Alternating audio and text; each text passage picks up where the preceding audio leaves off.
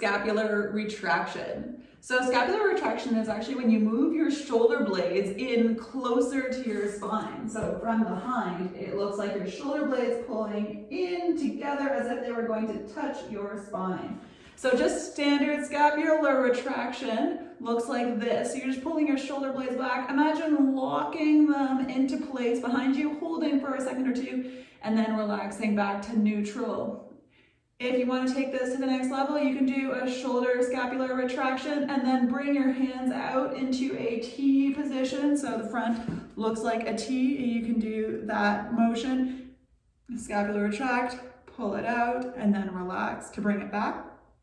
Another alternative is scapular retraction and then a W. So you're pulling them back into the W shape and then relax, scapular retract, and then W.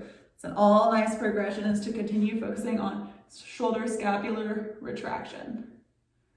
This is supine shoulder flexion. So you're just gonna find a spot lying on the ground. I've got a bench here so that you can see a little more clearly. Your hands are holding onto a bar so that they can move together. So if you have one injured shoulder, then you'll have your uninjured shoulder to help guide with the pole. You're gonna go as far as you can without pain. So if ever you start to feel pain, stop and immediately bring it back up using the pole to help guide the injured side as much as you need to. If you're at the point where you're getting pretty low into your shoulder range of motion, where your hands are coming to the ground, at that point, if you'd like to add a little bit of weight to your pole, you can do that with an ankle weight or with a small 2.5 or 5 pound plate.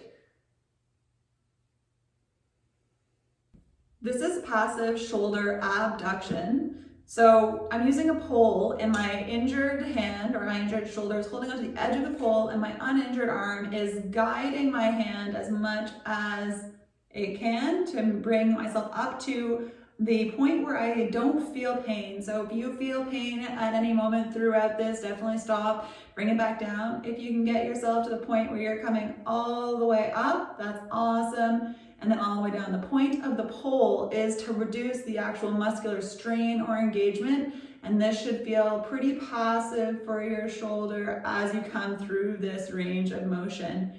If you're really sticky in your shoulder, you can do this against a wall even, so that you can feel if your hand is actually in line with your head and shoulders, or if your hand is out in front of you. So you want to try and keep that shoulder as much as possible against a wall if you have your back against a wall. This is a standing thoracic twist. I'm going to place my hands on my ears and my elbows start facing forward. And then I'm going to peel one elbow to try and bring it all the way back, feeling a stretch in my shoulders and in my upper thoracic spine, and then bringing it back. You might find that if you have an injured shoulder, that one side is not quite as mobile as the other. You only want to move through a pain-free range of motion. So if you feel pain at any point, stop and bring it back to the start.